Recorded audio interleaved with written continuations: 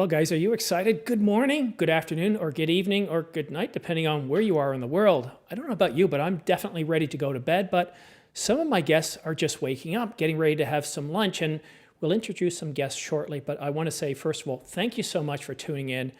It's been a crazy day getting ready for these lenses. Things just kind of lined up. Got information last minute on the pricing of these lenses. We're going to talk for the first hour. We're just going to talk about what we can expect from Canon. How much do you think we got right on the rumors? Who are these lenses for?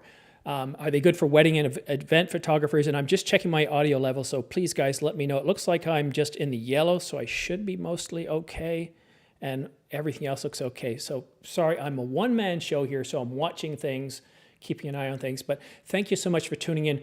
One thing I do want to mention, though, and I'd like to get your thoughts on this, and I'll introduce my guest just in a moment. So I should probably make you guest 3 because otherwise, well, you're at the bottom. It doesn't matter. We'll sandwich it out.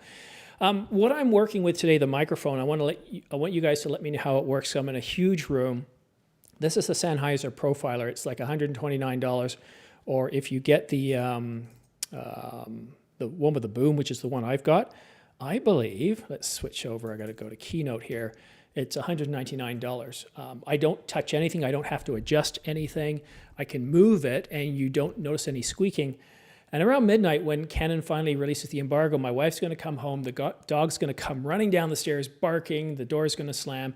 And I want to hear what you guys have to think about this mic. But thank you to Sennheiser for sending it to me. But now I want to introduce our first guest. He is from all the way on the other side of the planet. And Michael, correct me if I say your name improperly. Drowley, is that correct? That's right. Yep. Great to have you from down under. I used to live in New Zealand, North Island, in a small town, Takapuna, just outside of Auckland.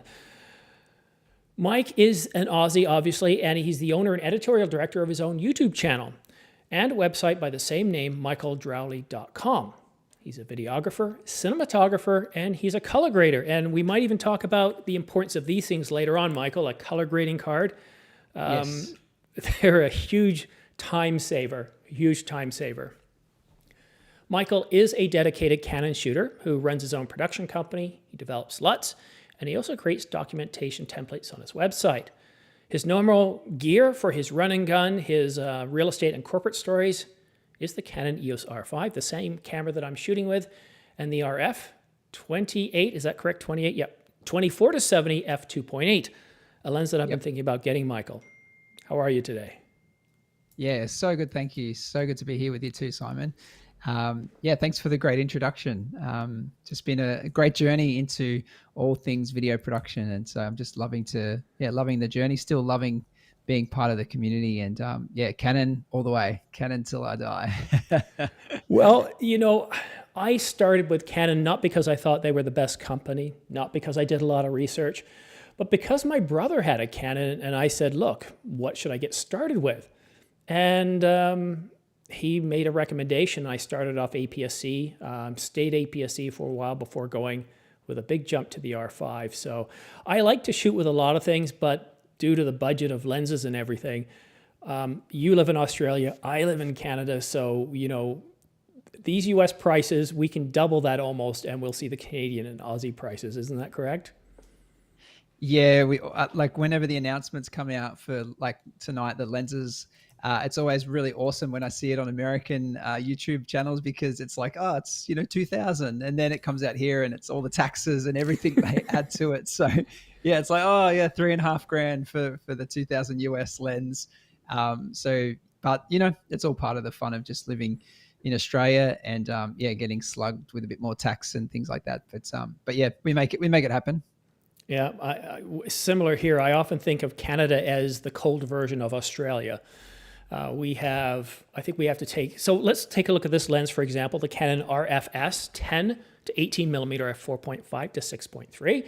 It's image stabilized, and it's an STM. So it's designed for all the APS-C R system cameras from the R7 all the way to the R100. It's got a confirmed US price, and I can tell you from my source, I know this is confirmed 100%. You're not going to see a different price at midnight. It's $329 US. For us Canadians and Aussies, for a Canadian, you have to multiply that by 1.35. and that's just the exchange factor. Then you apply a 13% sales tax, which gives you the warm fuzzies. How about you, Michael?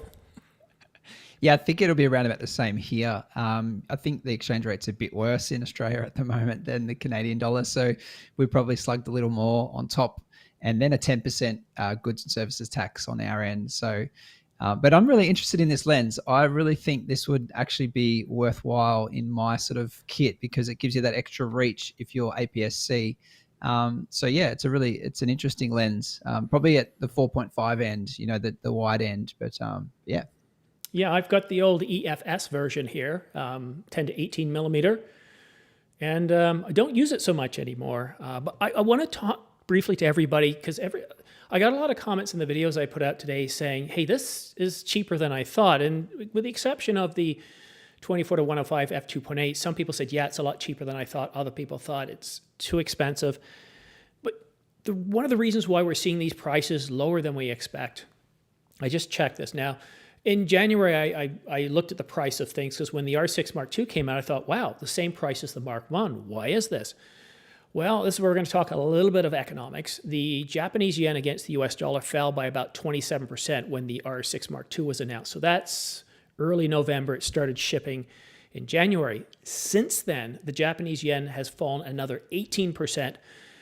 So that's one of the reasons why when you see the US dollar, you're not seeing a huge difference in price. But then when you're in Europe, and let's talk about our next lens because we can see, no, that's the wrong button I want to press here. There we go, wrong program. The RF 200 to 800 millimeter f6.3 to 9 image stabilized dual nano USM. That's pretty interesting. I'm going to jump to the price, $18.99. Sony Alpha Rumors told us that lens is going to cost 2,500 euros. That's a huge gap, but one of the reasons why you're seeing that gap is the change in the euro against the Japanese yen or against the US dollar.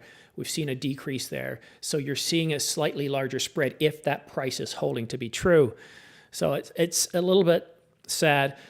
Where I have confirmed here, this is where I confirmed it 100% today. So these are the things we know. The Canon RF 200 to 800 millimeter, it is confirmed at $18.99. That's really good. It's going to be 4.5 pounds or about 2 kilograms. It's going to and so this is no surprise of what this is. This is the RF 100 to 500 millimeter, and with the lens hood, what I often do to put it in my camera bag, I just collapse it like that, and I think the 800 millimeter is going to be about the same size as that because that looks to be about 12 inches or a foot. It might be a little bit less than that. But it almost seems like the same weight. So 4.5 pounds, 2 kilograms, and we're looking at dual nano USM. All that stuff is 100% confirmed, as well as the focal range. So some people thought it was 300 to 800 based on the patent filing from a couple of years back. Nope, it's 200 to 800 millimeter. What do you think as a videographer, as a filmmaker? And do you do any photography, Michael, like any wildlife or sports, fast action stuff? Yeah, it's more events and corporate stuff that I do for photography. And I'm doing some more commercial stuff as well now. But, a 7200 is probably a little bit, probably enough for what we do in terms of photography or what I do in my business. But certainly some days, you just want that extra reach, and having something like an 800 with IS, I mean, that's the real game changer, yes. I think, for, wildlife photographers, for any sports enthusiasts and professionals. It's like, it isn't an L series, hasn't got that weather sealer, but it's an interesting, lens, and that 800 reach is just going to be, next level. So yeah, incredible. And also obviously the autofocus with the speed, I think that's going to be a real game changer as well. Yeah. Heavy lens though, it's a massive 2 kilogram lens. So it's quite heavy. This is where I really love the opportunity everybody watching has given me by watching my channel, and I want to say a special thanks to the Barber Mosaic. Forgive me if I'm saying things wrong because my glasses from this distance is not very good, but I believe the question is, what do you think the price of the F4 will be on the used market? Depends on your market. We're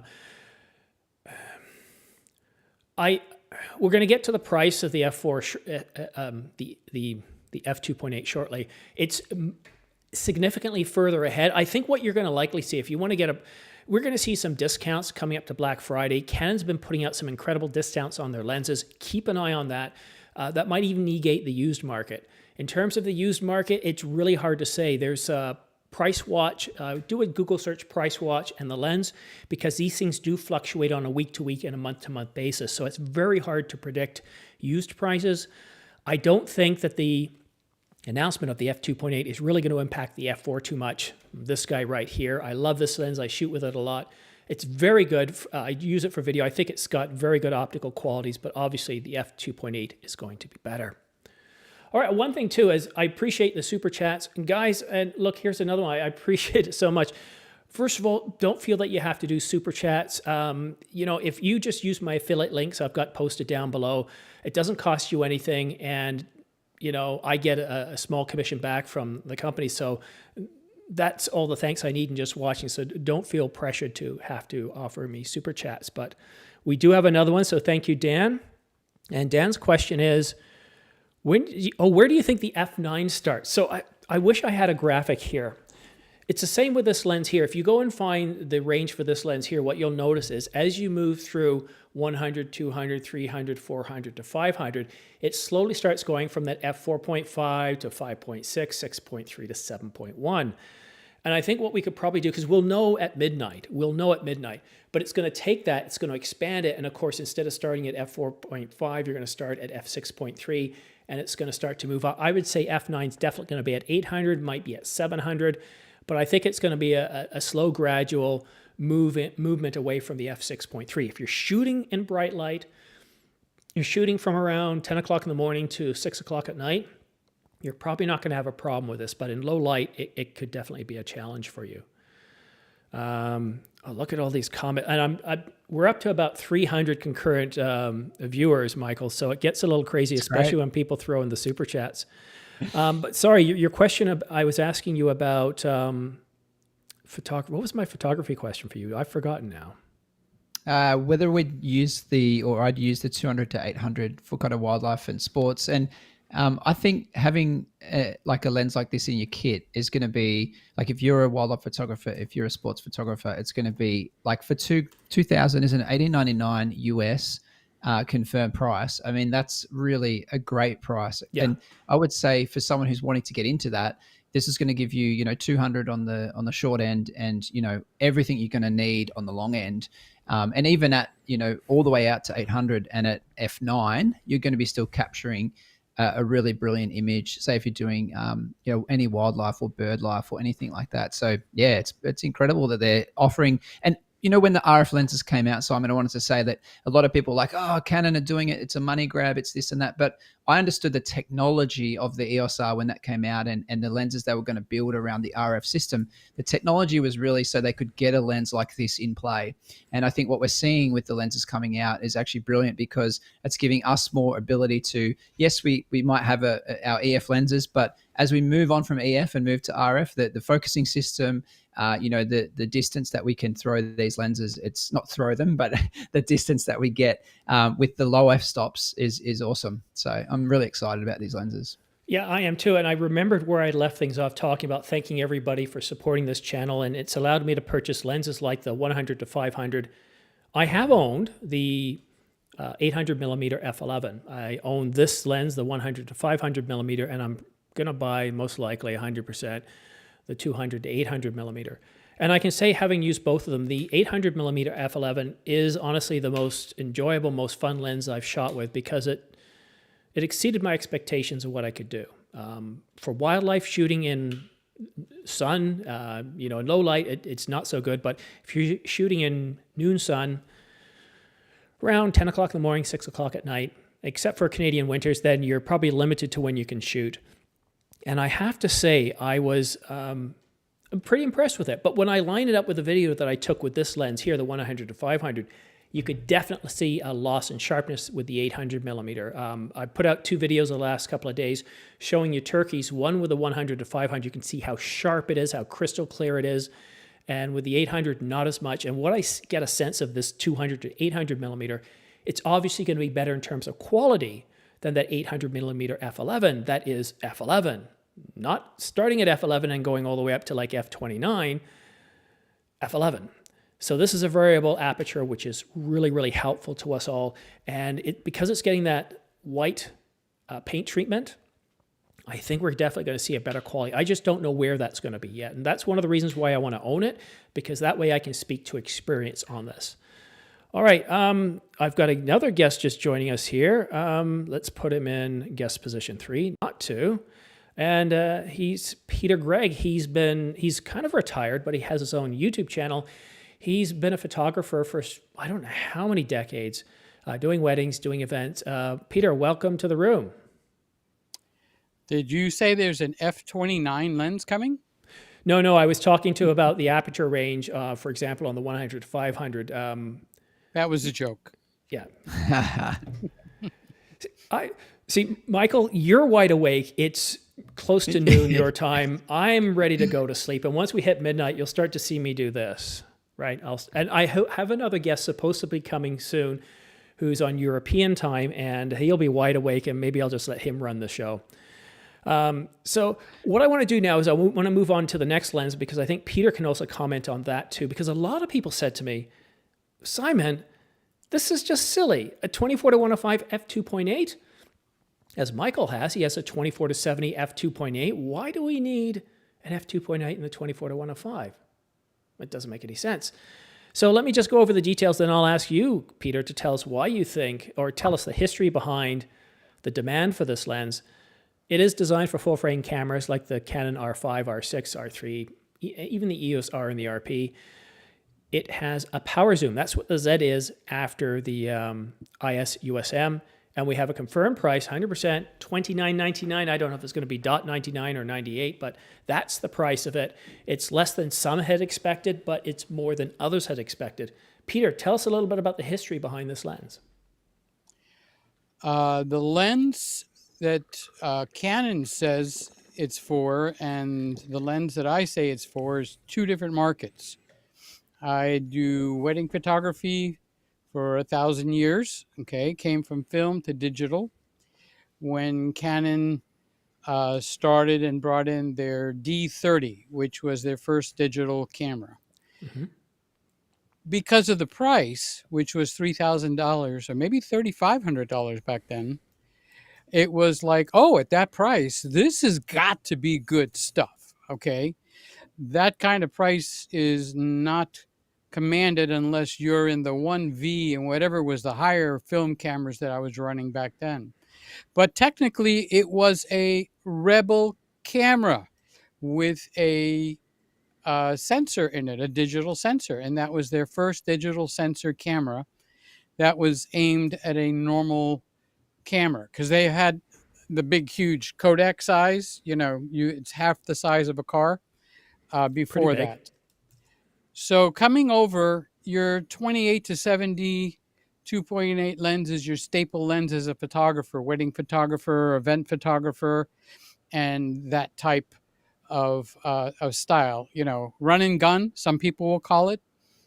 So Canon brought out the 24 to 70 2.8 lens.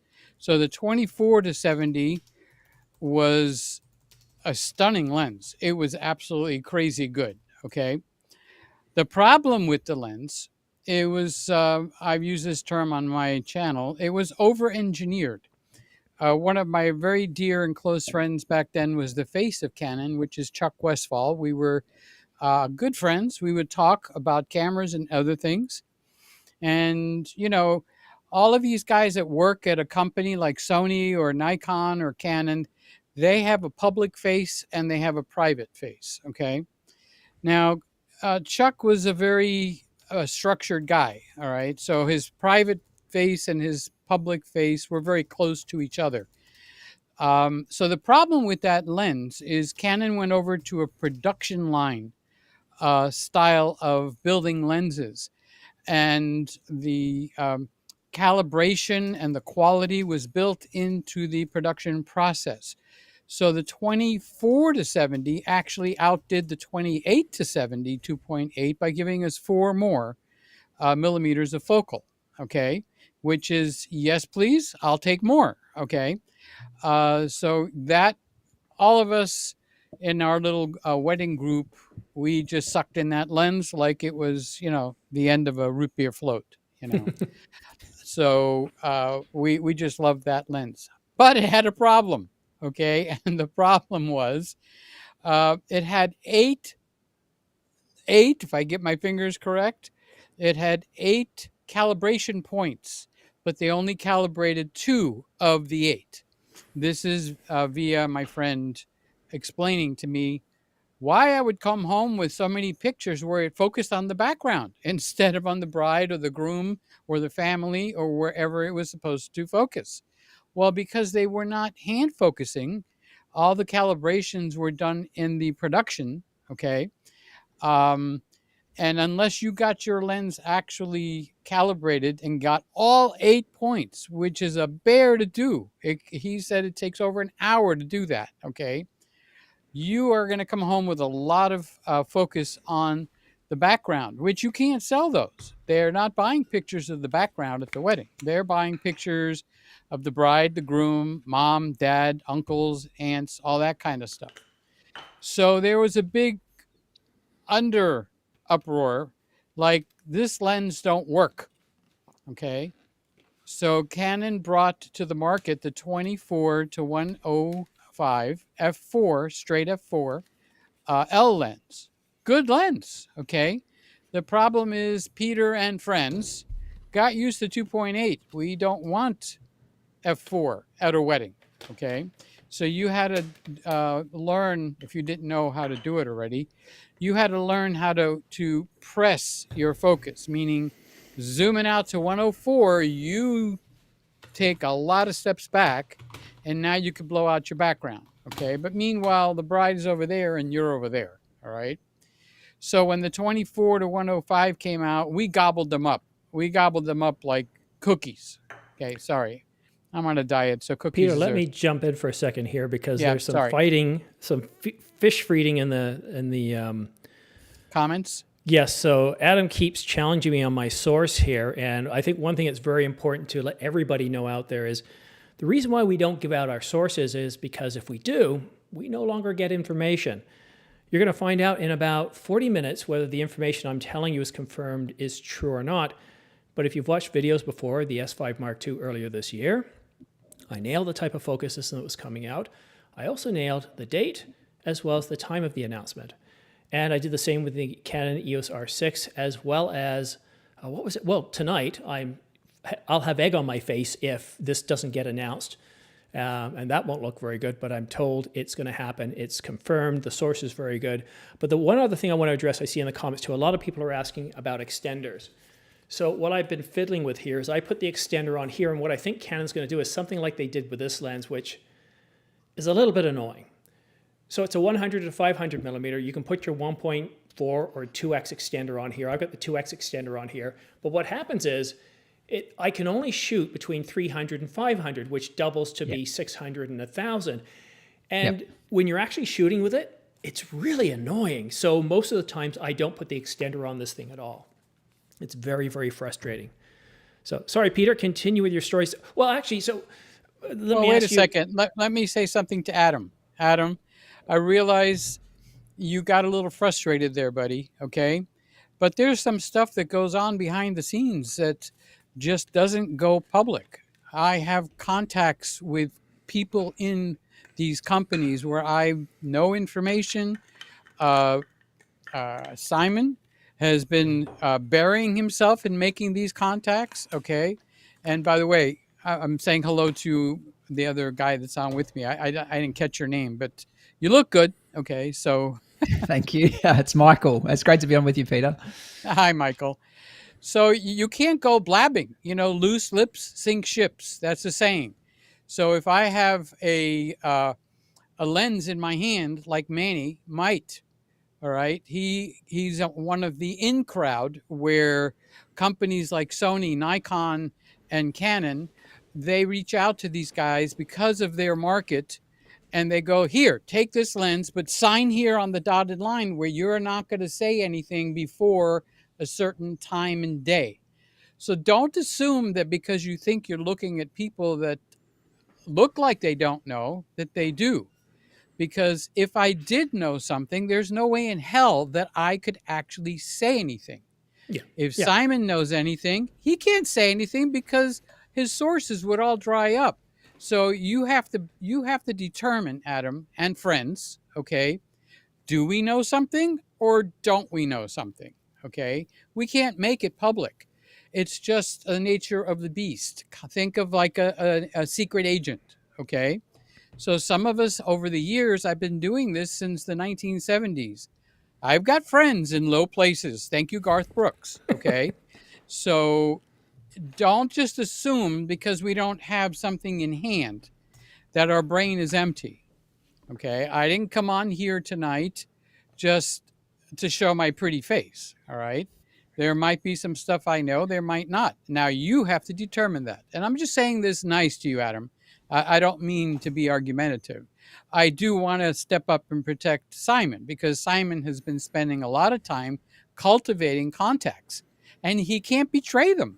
It wouldn't be fair if he betrayed them. Okay. This will be over pretty quickly. And, this source has given me stuff before, so I know 100%. Now, what could happen at the last minute? Canon can still decide to change the time. This actually happened with the R6. The R6. There was one camera. We were ready, and I even had guests come on, and they said, hey, Canon's changed the embargo. And they decide to announce it earlier instead of the scheduled time. So things can happen. A few more questions here, and then I've got a great question for Michael. So we don't know about the extenders yet. I suspect that it's going to support an extender. If the 800 millimeter f11 will, I think this will. The 100 to 500 can. But if we put that extender on it, what is the full range going to be? Because it's an external zoom, right? So when you've got an external zoom, I think it's going to limit the effectiveness of that extender. And the last thing you want to be doing when you're out in the wild is constantly changing the extender. But Michael, you mentioned your favorite, arsenal, your weapon of choice is the R5 with the 24 to 70 f2.8. So I have a question for you, and I'm sure others are asking the same thing too. Why would I want to spend $29.99 for the 2.8 millimeter 24 to 105 when I can get the 24 to 70? What would you recommend? What are you thinking? Yeah, it's a great question. I was actually just thinking about the same thing around how that 200 to 800 would work with the crop factor on like an R5 or, a full frame like the R6. And potentially that's going to be enough if you can just crop in and then get that extra reach that you need, like think about that. You're over 1,000 millimeters reach then on the long end. So coming back to the 24 to 70, I think we have that option as well to go to the crop mode. And I think a 105 is going to get you in range of, a 70 to 200 without using the crop factor, without needing that. But I have my camera set up with the C1, C2 settings, and C1 is in like full frame mode, and then C2 is crop factor. So with the 70 on the long end of my lens, I can, get that reach to 100 if I want. So it really would depend on whether I'm wanting to not have to change out to a 70 to 200 and whether I could just have the 24 to 105 and, 2.8 right through the range is brilliant. And whether that's going to be something that I can get rid of my 70 to 200 and, 105 is going to be enough for me in that cropped factor. If it is, then, potentially I could offload. I've got an older EF 7200 f4 and the 7200 f2.8, and I've used them on sort of interview shoots and two camera setups. But I could probably offload one of those. I could probably get rid of the f4 and pick up the 24 to 105, and it really is a compelling offer at that price. Yeah, see, I use this for a lot of run and gun stuff, and when I saw the foot on the 24 to 105 f2.8, I thought, is this really going to do me? Is this really going to be ideal for run and gun stuff? Will it be a bit too heavy? Not that the 50 millimeter f1.2 isn't. And I also thought, well, I look at how I shoot with this thing, and I basically treat this as a 35 to 105, because Canon, if you're listening, and we know you are, the IBIS wobble's got to go, because essentially I can't shoot at f24. I can't shoot at 24 millimeters. If the subject isn't moving, I can get away with it without too much wobble, but as a filmmaker, it is really irritating. So I usually shoot 35, 50 most of the times, and when I need some reach, I'll go to 75, 85, sometimes 105. So I keep asking myself the question, would a 24 to 70 f2.8 do me better? Because as a videographer, when you're shooting in low light situations indoors, you just don't have enough. You get a lot of noise, and so that's usually when I switch out, use my 50mm f1.2 in low lights at night. I shot some great Halloween footage the other night because that f1.2 really opens up and gives me the flexibility. So I'm still lost. I still don't know what to do, Michael. Yeah, well, I can say that my camera 90% of the time has the 24 to 70 2.8 on there, and it's so interesting because I'll have the 7200 every now and again. I'll use it to just get a pickup or something like a bit more detail, and when I'm wanting to shoot a longer off shot or framing from further away. But really, it's like once you get used to having the 7200, the 24 to 70. It's such a good lens, and the look from that lens is on par with anything I've shot, like from a 1.4 depth of field, or like a 24mm, like any primes that I have in the EF range that I still own. It really does an amazing job. So yeah, it's a bigger price point. I think here it cost me about almost 4,000 Australian dollars. But it was worth it, and it stays mostly on my camera. And autofocus, how quick it is, and how accurate it is for photography. It's a brilliant lens. So yeah, I would say that I've used the 24-105 before as well, and that's also was a great lens and a great experience. That was on an old, I think a Canon 5D Mark IV, and that was also fast and it did everything it needed to do. But I think the RF glass is a step up. So yeah. Peter, there's something I've been doing that's a little bit strange, because that same conversation I was just having with Michael about not using the 24 to 105 at its full or at its widest, I've been experimenting with using this lens at 100mm. And it shocked me because I was at Niagara Falls on the Canadian side. I was on both sides. I tried different shots because you see the falls very differently depending on which one you're viewing from. And I thought, well, let's try this. Let's shoot 4K 120. And I brought and some photographers are just going to be like, no, this guy's an idiot. I brought my f-stop, my aperture, all the way to f29. Yeah, f29. You can hear the pin drop. But you see, I'm shooting 4K 120. You're doing 120 frames per second. You're going to have motion blur. That's just how video works. And I was shocked. When I got the video back, I looked at it and thought like, oh my God, that's wrong. The water's all turquoise. It's kind of got this greenish color. And I went the next day or the next week and looked at it that actually is the color. So I was squinting before because you got so much bright light shining off the falls. And I realized, no, it was getting it right. And because I was able to go to f29, because I was shooting 4K 120 with a shutter of 1/125th of a second, the video looked absolutely stunning. And I looked at some of my previous video of the falls and I realized, yeah, this wasn't very good. What I thought was the white, the vaporization of the water as it came over the falls was actually overexposure, and I was missing the true color and the beauty of the falls. So Peter, I've started using this when I want to shoot 100mm, and you know what, if I need a little bit more, 105 isn't going to do it. This gives me a bit more, but this with the R5, when you're going around as a tourist, it's a bit of a workout, Peter. Really? I would have never thought, honestly. But, I'm glad I'm on here with you because I'm going to the right and you're going to the left. And I don't mean politically. I mean in terms of weight, okay? Pardon because me? Yeah, you're excused, okay? You remember, you were on the wrong side of Niagara Falls, but you did come over for a little bit, okay? So I'll give you that much. Yeah, I walked across. You did walk across? Okay. Oh, yeah. Yeah, it's one of the few borders where you can just walk across. Which side did you like better?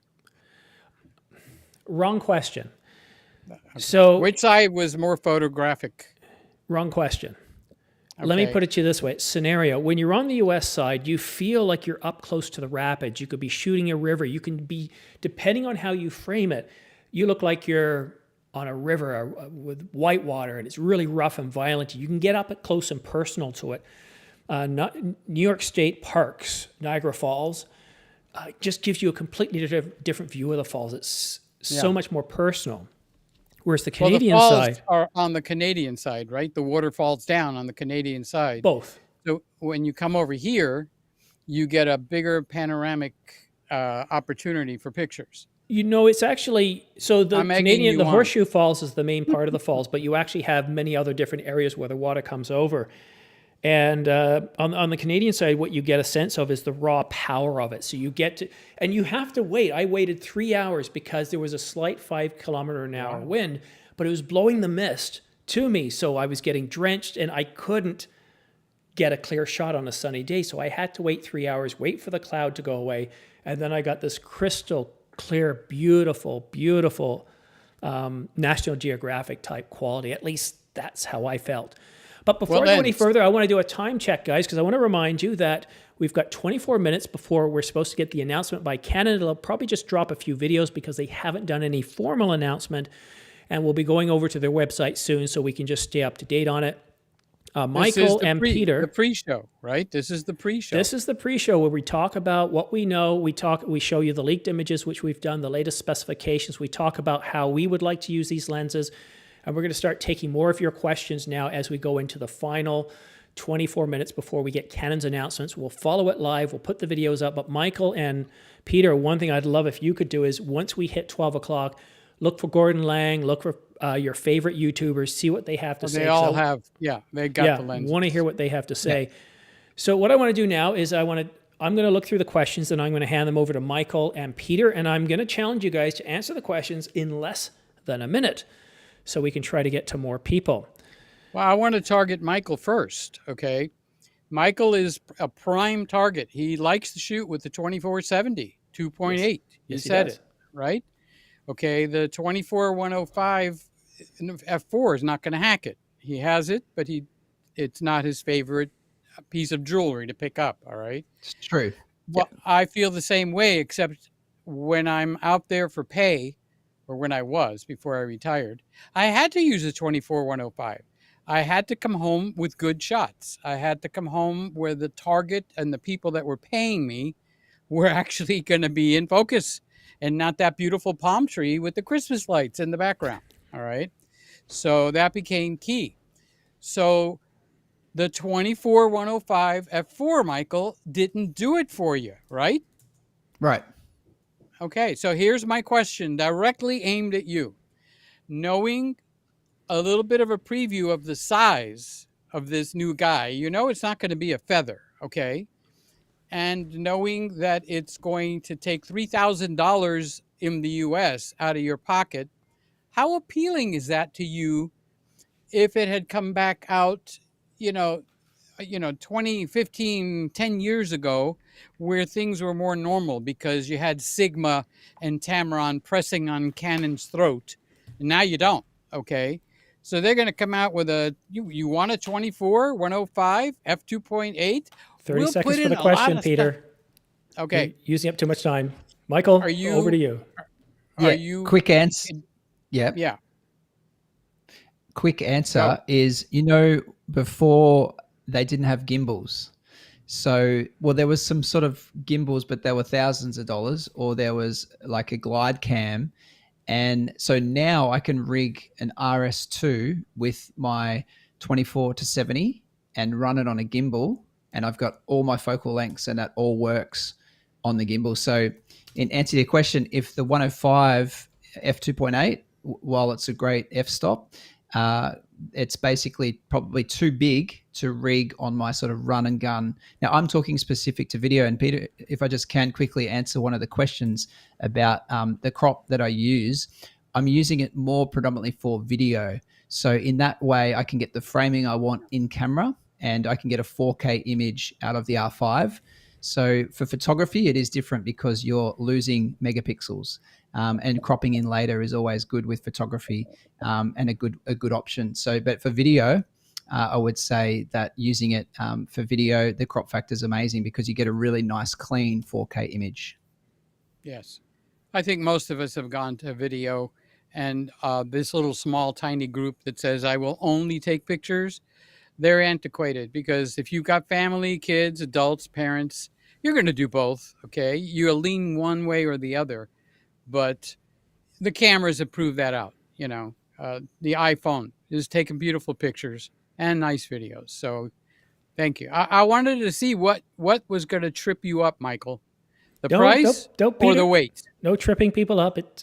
Don't do that. That's not cool. It's the Yeah, weight. not me. Yeah. It's Canon. My name is not Canon. I don't have Canon tattooed over here. I'm a Canon fanboy, but price and weight, they come into the picture. Okay, so it becomes important. Now, Simon, you don't seem to give a hoot about weight. I mean, you'll hire a helicopter to carry your lens out on your trails. Okay, No, and I that's just changed my workout plan to accordingly, right? It's just, there's always a solution. More I'm spinach. solution oriented. Next question is from Jerafish. This one I think is to Michael because it says cinematographer. Would love your opinion on the 24 to 105 f2.8. It's late. I'm tired. With the power zoom. So it has, Simon, you're going to have to enlighten me because I must have missed reading the Canon Rumors website on the fact that this lens has got power zoom. Well, That's what the Z stands for. The Z stands for power. That's So right. we see the Z right after USM, and according to How to Fly, it stands for power zoom. It's interesting that it's all together, which is very similar to what Canon has done on one of their entry-level pocket cameras. However, we just don't know. There is some speculation that it has to do with parfocal, and I'm going to call and say no. I was going to ask that. I don't think it's parfocal? So. Well, because to do parfocal, what you're going to have to do is, I don't want to get too technical here. It's to do with the focus frame, right?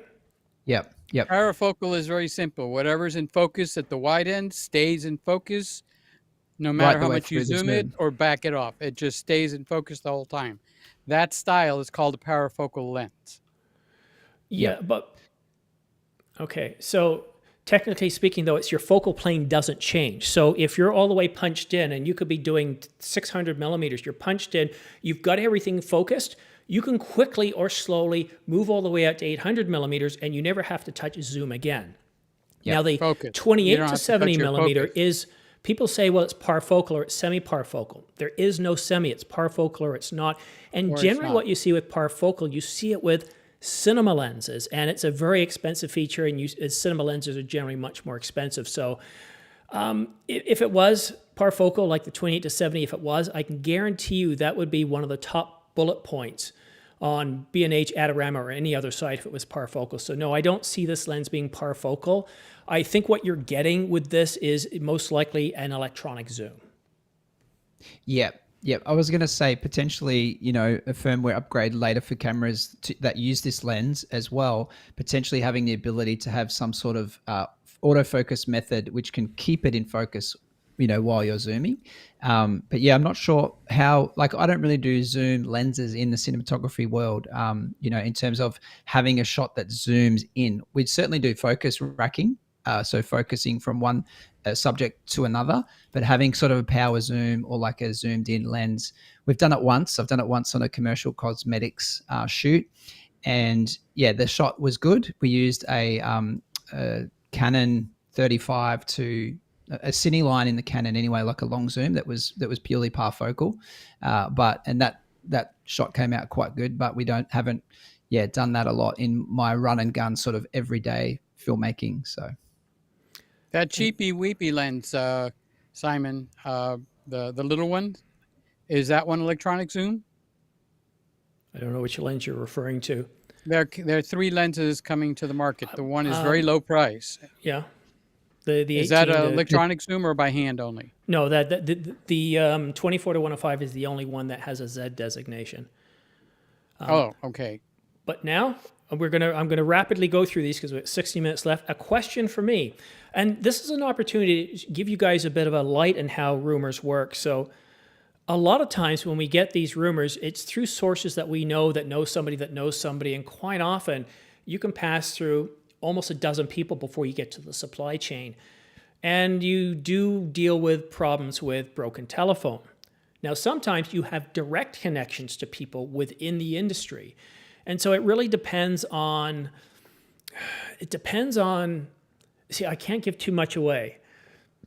Your sources can come all over the place. Now, for the example of that one thing with How to Fly, if we do have somebody like How to Fly, the Camera Insider, Canon Rumors, you will always see this on my website or my YouTube channel.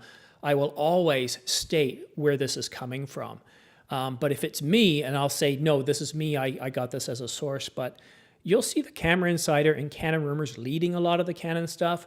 But in the last year and a half, 18 months, I've started to leak my fair share of stuff. Like it was all Sony Alpha Rumors. They started this. Jan Wegener then came out with some stuff, and then it was the Camera Insider and Canon Rumors.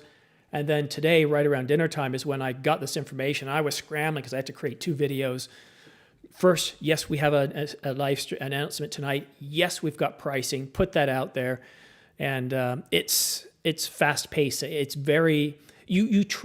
I knew this morning, I had been told this morning that we were getting a midnight announcement, most likely. And you see this with Canon, Nikon, and all the major camera companies over the years. They do a Japanese local time, which usually means sometime around 11 p.m. or midnight Eastern Standard Time.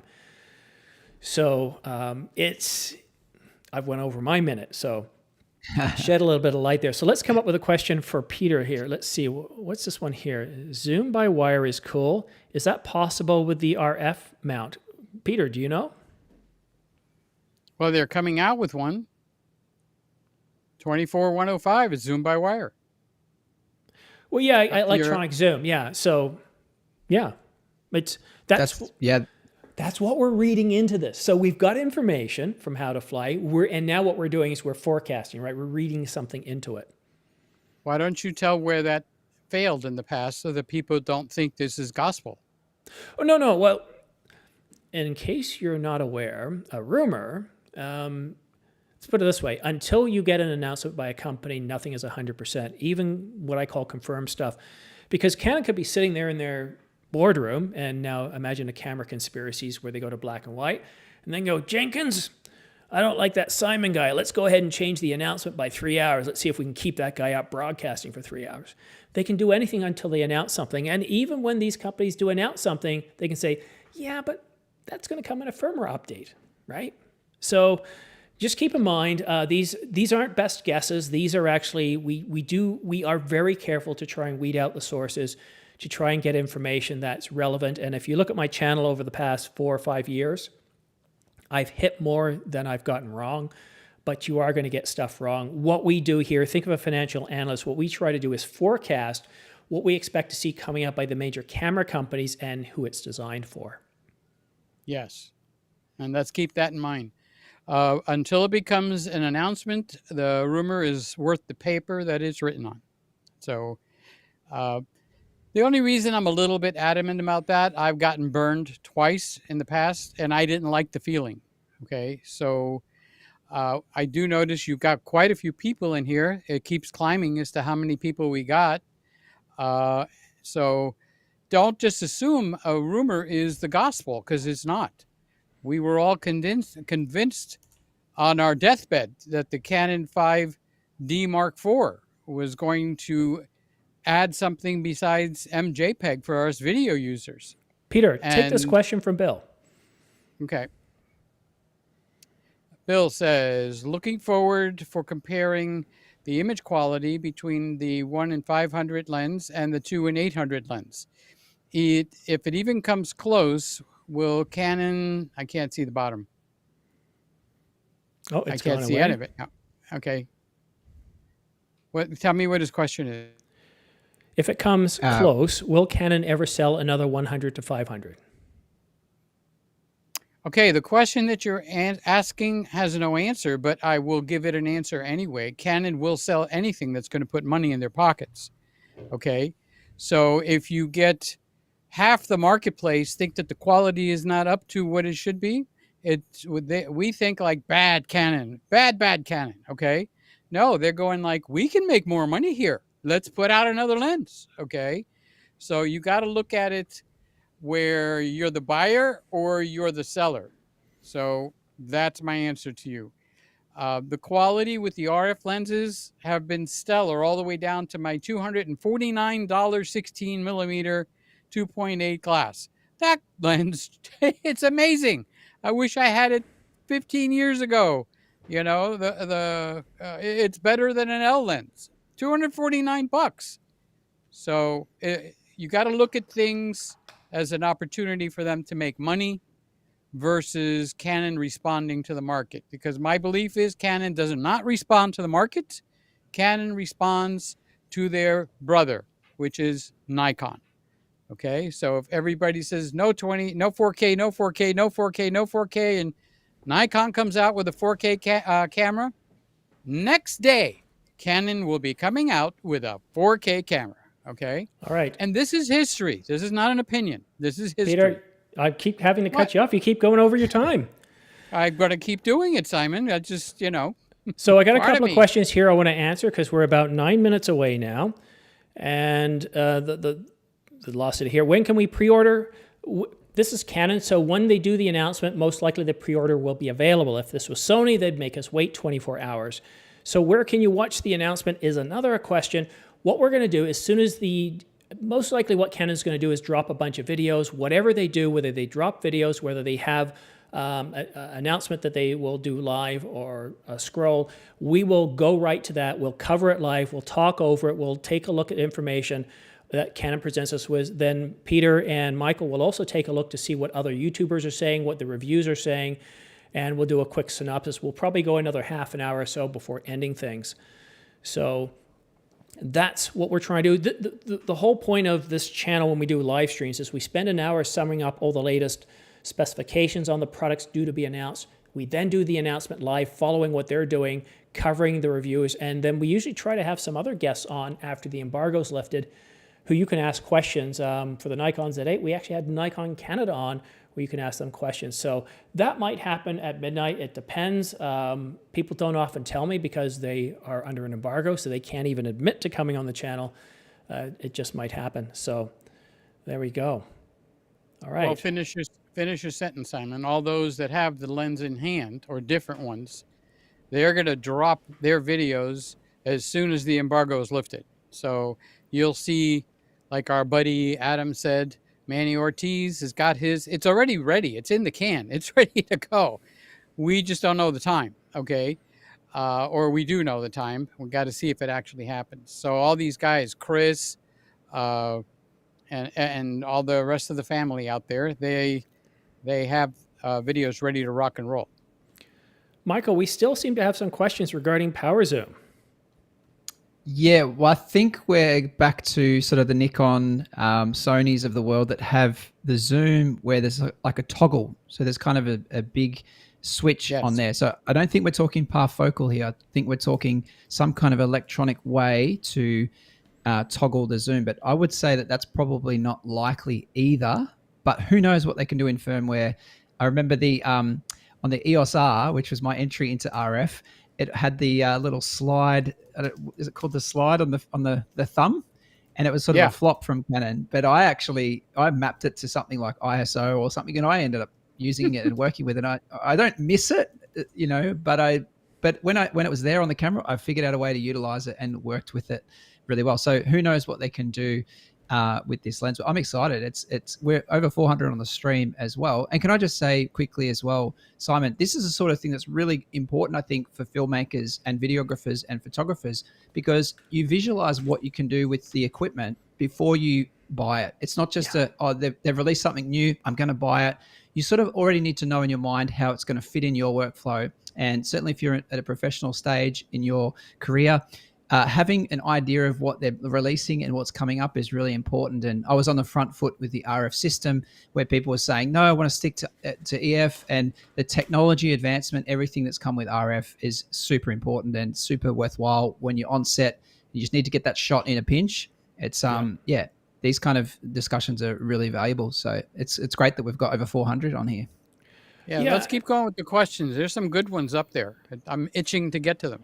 So I'll take this next question. Nikki asks, what is this embargo that I keep hearing about on this channel? Well, let's imagine that Canon likes me and they say, Simon, we want to send you this new lens, this 200 to 800 millimeter, and we'd like you to do a review. Just sign this piece of paper. You can't talk to anybody about it until a certain date and time. That's called an embargo. You're blacklisted.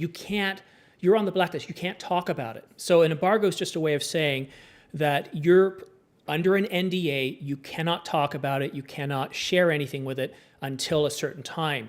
And what companies sometimes do is they'll hand out 3 different embargo dates and times. They'll give this group this time, they'll give this group this time, and this group this time. So if it gets leaked at a certain time, they know which group to focus on. And if you ever wonder why those images, if you see the one on Canon Rumors or the Camera Insider, it's not sharp and detailed like this. It's very grainy, it's out of focus. The reason for that is sometimes what the camera companies will do too is they'll put an extra mark on the camera. They might put an extra line or some little indistinguishable thing you wouldn't even notice. And when they start seeing those images, they know this guy leaked it and they will do something about it. And it can actually really hurt people's careers or they can get fired over it. It's very, very serious. Usually camera companies won't sue, but the ramifications are pretty rough. Well, let's just say that lens you're holding is not the lens that's under the embargo, right? That's yours, the one that you keep picking up. You made it sound like you had the lens in your hand, and you don't. No, it was just a scenario. So, what question there would you like to answer, Peter? I like Nikki's question. Okay, what the heck is this embargo that you keep hearing about? And you just answered it. So these companies use people like Simon, Manny Ortiz, and that kind of stuff. It's free advertisement. And they come to him or anyone and say, we'll give you our new product ahead of time. You have to sign an agreement. Your next child belongs to us if you break this contract. Okay? And that is, you don't announce it, we're going to announce it. And that's called an NDA. And little by little, it's non-disclosure agreement. Right. An embargo. All right. We've got 3 minutes. We're not allowed to talk about it by legal contract. That's what an embargo is. Sometimes what happens is things start to leak a few minutes before or they come a few minutes after. Things don't always happen right at midnight, at 00 hours. Sometimes they come a few minutes later. I've seen this before. I was panicking with one camera because they didn't come till about 10 minutes later. Other people were searching in YouTube and it was showing up. So I'm watching on Canon because sometimes all Canon will do is just drop a video and they might not even do it for 30 minutes.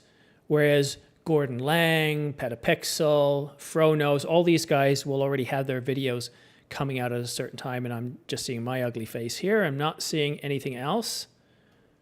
So we are down to 2 minutes now, guys. We're going to get the announcements. And I do have pre-order links in the description down below. If you're really serious about getting any of these, copy those, put them in your browser, and start refreshing them. And maybe what I'll do is I'll do Adorama. Has anything changed on their page? Not yet. Let's do a B&H. Because I imagine these guys will right away. They got a 12 o'clock embargo. It's already programmed in. It's just going to appear at 12 o'clock. And sometimes they don't. I've done this enough because when you get out there and say it's happening at a certain date and time and it misses it by a minute or two, you start panicking. Well, you know what happens, Simon? when somebody breaks it, you're free from it because now it's public information and you can repeat public information. Oh no! Okay. Even I've seen this where people have accidentally put it unlisted and it got exposed, and I'll still talk about it because I'm not under an NDA. I don't publish their entire video though. I think that's cruel, but I will pull stuff and I'll just use maybe a few seconds. So here we go. We got 1 minute left, guys. We've got 500 people watching. People are excited by this. Let's see if we can't find anything yet. Not yet. So let's take a look at a few questions, and I'll let you guys answer the questions while I just keep going back and forth. So Michael, why don't you take this one? Is the new RFS 10 to 18 a good lens? Yeah, I think so. But like we're talking about, we haven't obviously used it. but anything, you know, on a full frame sensor that's going to crop in. So if you're a full frame shooter, I would probably say this may be not the lens for you, but on a crop body like the R7, this is going to be a great lens because getting wide enough on a crop body is the biggest issue. So I do some real estate photography and videography, and getting wide enough on the big sort of shots that you need in a smaller area, smaller kitchen, smaller rooms is something that you need a super wide. So I run a Laowa. Here it is. Here we go. They're out there. Just saw it. So here we go. You can pre-order right now at Adorama. I imagine B&H as well. Let's take a look. Let's see if the prices were on. No, that's a 10 to 20. Where was it? We just saw it on the page here. The headlines. So it's come out on the You page. see what happens here? They're refreshing their pages, but not everything is showing up yet. So we can see it on the title page here, and now it's gone. Did you guys see that? It's gone now. It was on. There it is. There it is, right there. Okay. So does it say learn more? Click on learn more. They're not showing up. I clicked the pre-order button. So bear with us. It's going to happen. Let's see here. Let's try B&H. Are they having better luck? This happens all the time. It takes time for their systems to update because they're dealing with multiple server farms usually. Let's see what Canon's doing here. Canon USA is nothing on their site yet. So they're behind. They're always behind, Michael. Right. Right. Tomorrow they'll put it up. You see this, guys? I am correct. So you can see this here. You can see them here. It's up, but we just can't do anything yet. So 1 minute passed. No, that's the 10 to 20 millimeter. So let's just see if we can hold this page here. So we are definitely getting the 24 to 105 f2.8L series, and it's a USM-Z. The RF 200 to 800 millimeter f6.3 to 9 image stabilized USM, and the 24 to 105 f2.8L image stabilized USM-Z. So that is definitely verified. I got the date and time correct. So Adam, I did nail that, and that's the same source that told me it's going to be those specifications. So let's just putting up videos. Look and see if some of our favorite guys are putting up videos. Yep, and if you're in the audience and you see anything, let us know because we're not seeing it yet. We're the only place. Alan says that Gordon Lang's videos are up. He's got a review up. Zachary says that guy with the big hair has posted. Fronos. Yeah, that yes. one. B&H and has there crashed. It is. There we go. 3 from Gordon Lang. So we've got 1 minute ago, 2 minutes ago, and 2 minutes ago for the 24 105, 200 to 800, and the 10 to 18 millimeters. There you go. So we're out. Well done, Simon. All right, guys. So let's. You ushered us right in, Simon. You gave us the hour pre-show, and then you're breaking it across everybody, which is pretty cool, Simon. Got to give you a big thumbs up for that. Well, Peter, let's hear what Gordon has to say. I love Gordon's review. So this is what it looks like. That looks pretty sharp. Is that the one? Okay, that's the 200 to what? 200 to 800 pre-production model. Nice looking lens. It's quite compact, really, isn't it? When you think about. Yeah. Yeah, from EF to RF, they've managed to. Wow, look at that. It's an external zoom. It's obscene. That does look pretty good. It's great. Checking price. Just the end element is so much smaller than, EF series. It's yeah. amazing.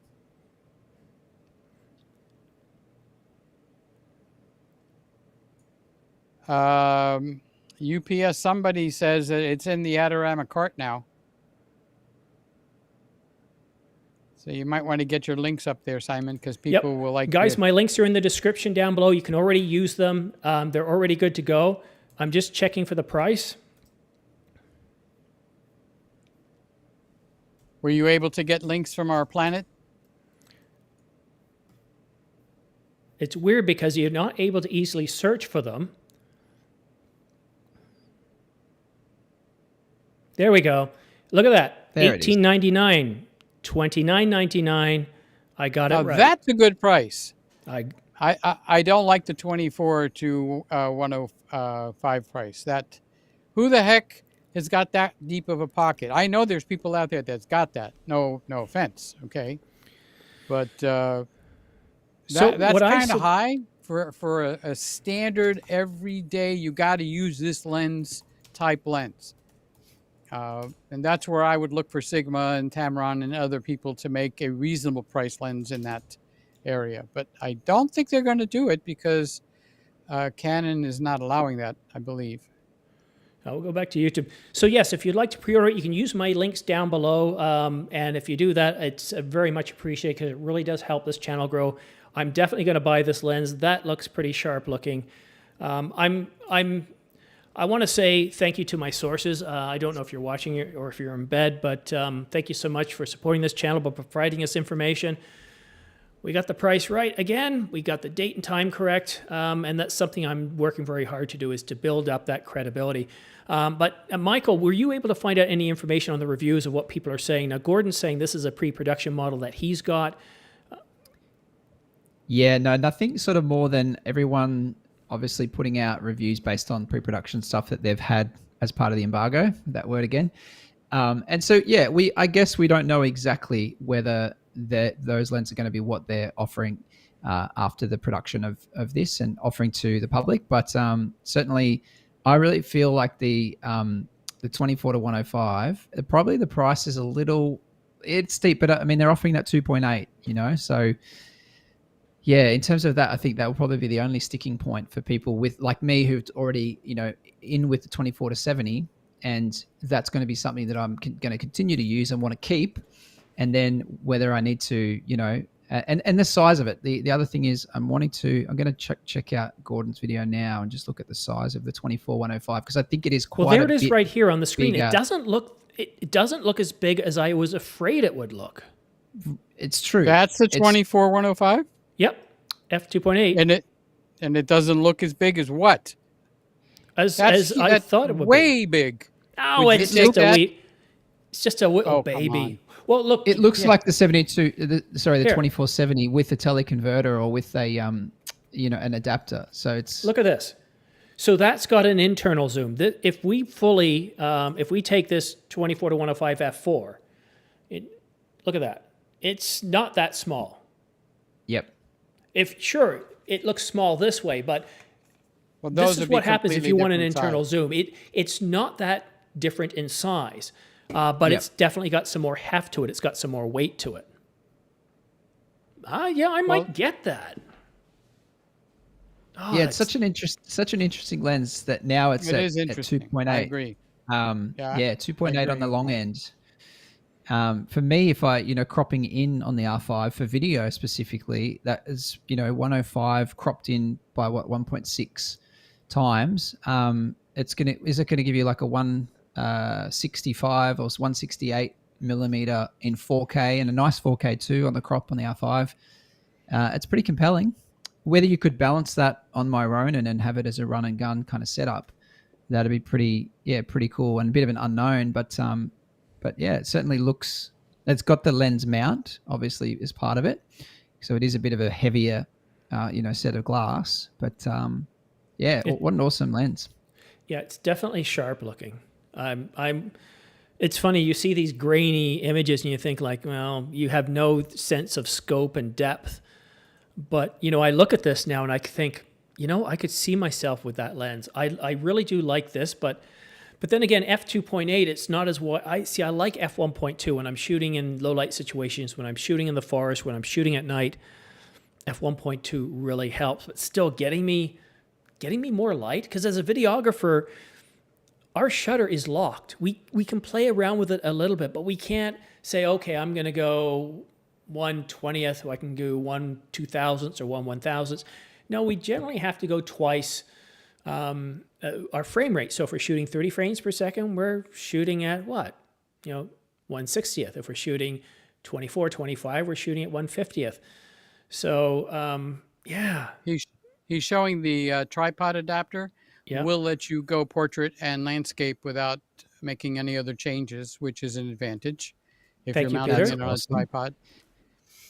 And I'm just looking as well at the stabilization. So it's got 3 modes of stabilization, and it's also got a full to 1 millimeter to full, and then an infinity. I think it's an infinity. I can't really see, but like minimum focal distance. Is there any information on the minimum focal distance on this? Because if it is, It really, might be a lock for infinity, because some of them, it takes a long time to go from here to there, so they put locks on it for you. right? That's probably what that is. Yeah, yeah. I have a curiosity. I see quite a few people saying, I just ordered. Declare what you ordered. I'd like to know what's rolling out there. Yeah, tell us what you've had- ordered. Yeah. And let me know if you use my link so I can say a big thanks, because that's awesome Yeah. if you do that. If you And I if see- you use Simon's links, it's a big issue. So do it. Just see a comment there from Jeff Smith around why they didn't make this white, and I think it's because this isn't weather sealed, is it? This or was it the If other you one? could see the back, if you could see the mount, you'll be able to tell. But I think it should be. It does have the super spectra coating. Seriously, not weather sealed would be Should be, like, shouldn't it? wow. Yeah. Well, so this is what I've said. It's not like if you go out in the rain that it's going to destroy it. I took the Canon 70D and an 18-1 USM, neither's weather sealed, down on the Maid of the Mist in Niagara Falls, and it survived 2 outings. So even if it's not weather sealed, it doesn't mean that they don't have some pretty good seals. If you are shooting outside, even if you're shooting with a lens like this that's weather sealed with a Canon EOS R1 or the R3, nobody who's a pro is going to be out there shooting without a raincoat on them and their camera. If you look at NFL and you see NFL Sunday, you see everybody with their cameras, they all have raincoats. So the first thing I would recommend if you're going to be shooting outside and it might rain, have a raincoat for your camera. But I don't think this is... The problem I have is Canon doesn't give us an IP rating. So what is the dust intrusion? What is the water intrusion into the camera? If we had an IP rating, that would really help. And they're not giving it to us. But it's not what is up to an L series weather sealing standard. But I got to imagine it has some sort of sealing. I think somebody like Tony Northrup is probably going to take it out, put it in the rain and frost, and see what happens. It looks like the 200 to 800 is the one that's selling the most, according to these comments at this moment. Yeah, I can believe that. I can definitely believe that. Ryan is asking a very important question. Ryan Berg, we got prices, we got everything. Do we have any idea on the shipping dates on this stuff? Yeah, so it's coming soon. To a theater near you. Normally, B&H will always give you an idea here. We don't have a date, so does Adorama give us a date? Sometimes they'll say expected, like on October Yeah. 31st. What was just released on the 31st?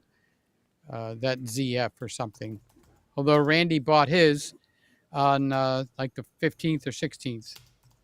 But the local camera store would not sell it to him. But he went to Adorama or someplace else. I guess I better not say. What? They sold it and shipped it 2 weeks ahead of time. Oh, that's today, November. Is it shipping November the 2nd? That would be awesome, because that's No. today. I'm not implying any dates here. I'm talking about another product. Yeah. Listen, something we need to talk about is the comments. There's a power zoom adapter for sale as well. Is that as part of it for Grey Wolf? Power zoom adapter for $9.99. Is that something you can find? That makes sense then, because if this is a separate thing we can use with this lens, then it does open up a world. You're opening up a can of worms. So Yeah. maybe the power is not built in, but for another, how much did you say? $1,000?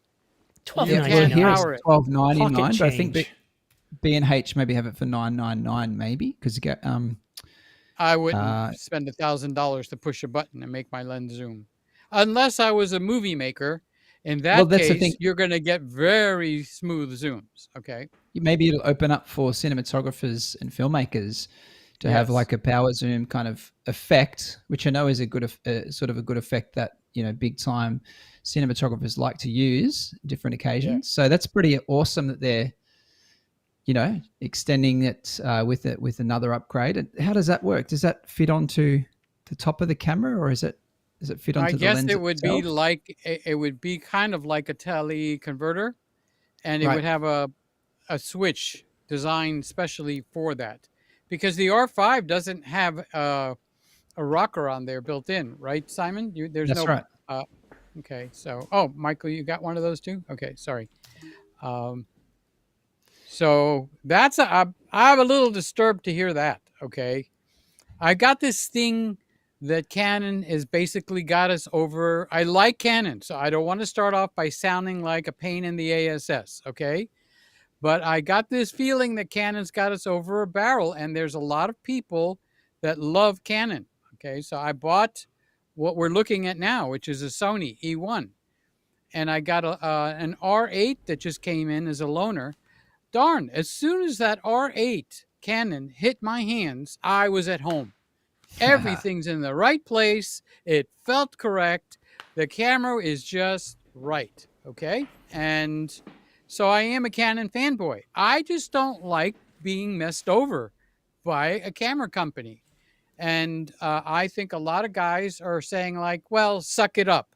All right. Well, I don't own the company. Nothing I can do, but it ain't right. So someone's got to say it. Someone's got to say it, Well, I'm not going to worry about that too much. I want to just see how much information we can get on the reviews, and still trying to search through Google. The keywords aren't really populating yet, so we're still having trouble. The best place to get reviews is on videos. But I want to say this is a good opportunity. I want to go back to the Camera Insider. Let's see how accurate these guys were. What were these guys saying? So the Canon RF. Where did I just see PZ adapter? Where did you have that popped up? Hold on, sorry, Peter. So the RF 200 to 800 millimeter, they got the range correct. They got the motor correct. Is it diffractive optics? Is it a DO? No, it does not look like a DO style lens, just by the looks. Yeah, I didn't see that. And it didn't mention it when I popped this down either. So that might have been the one thing that we didn't get correct. White paint treatment. You said it was a DO lens? Well, that's what some of the information was, right? So they didn't get that correct, but they got the white paint treatment, not weather sealed. The pricing, that was the initial pricing. They were pretty close. That was correct. A DO lens would be half that size and twice as thick. Yep. And you could just tell by looking at it. I want to see how close I was to it. How accurate was I? Because, Adam probably wants to know here. He wants to grade me. So let's go back and take a look. Poor Adam. We've been picking on him. He's probably this is true. Kid. So confirmed 29.99. That's correct. So the focal range, image stabilized USM, that was correct. So that's good. Got that.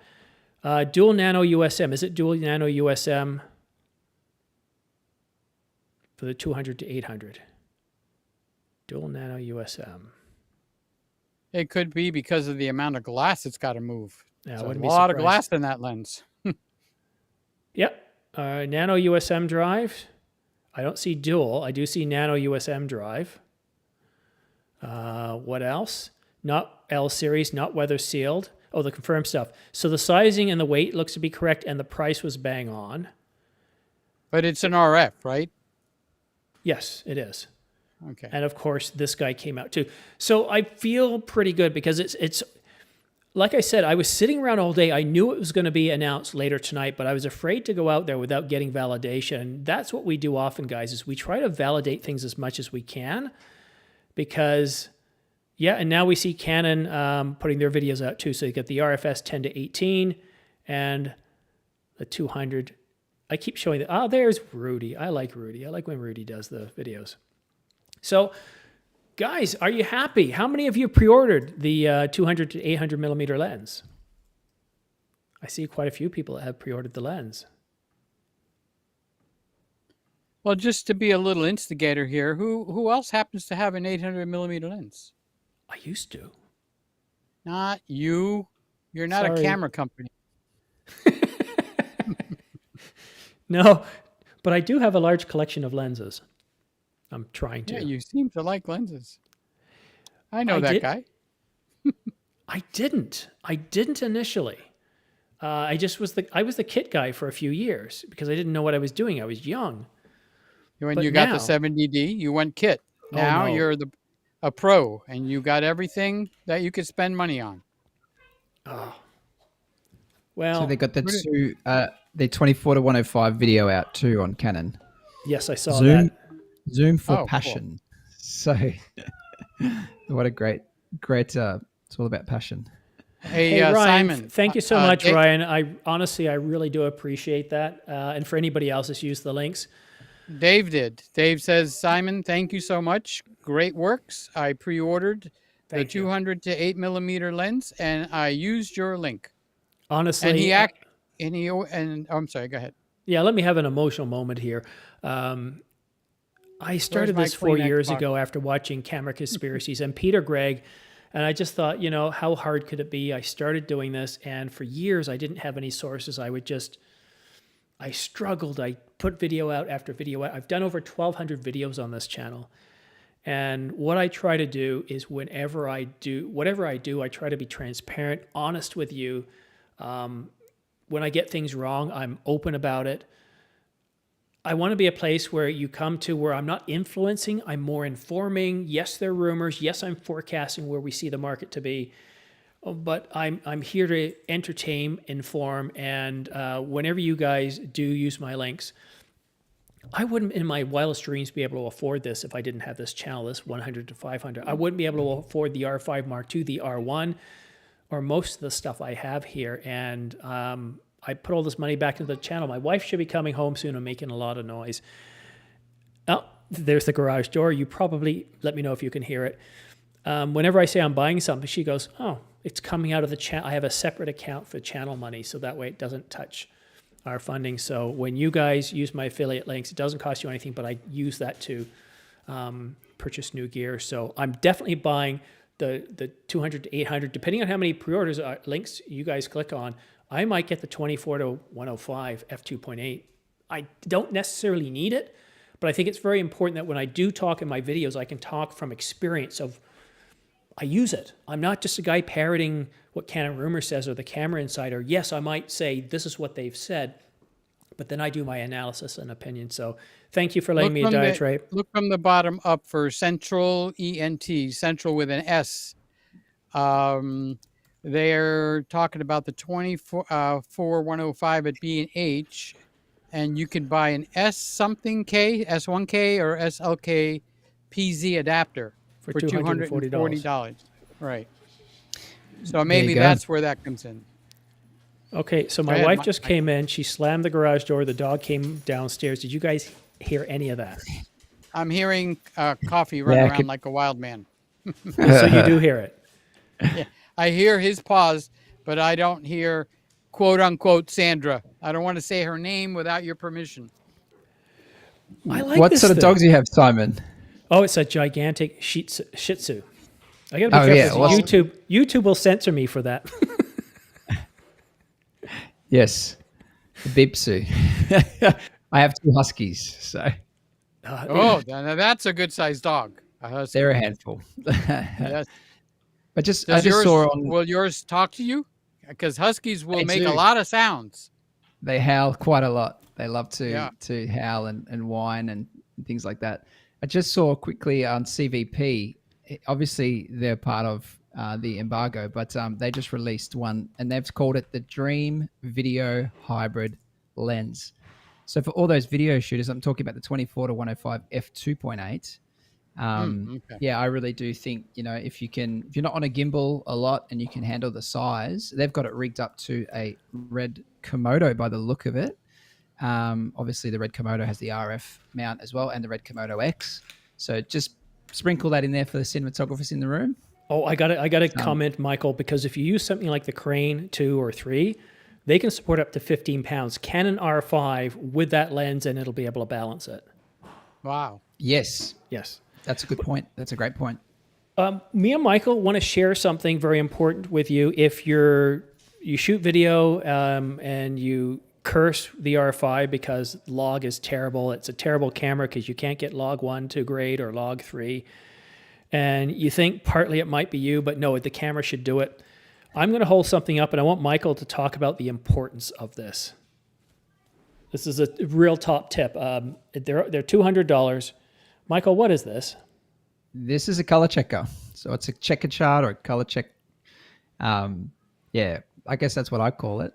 Yeah, basically, if you are in video, you use that chart as a reference frame. So you take a frame with that chart, a photograph you can use as well within DaVinci Resolve, and then you input that into your color software, and you can basically choose which chart you have, and the program will map your colors to, I think it'll map it to whatever you choose, but generally Rec 709 for what we're producing with YouTube and for the videos I do.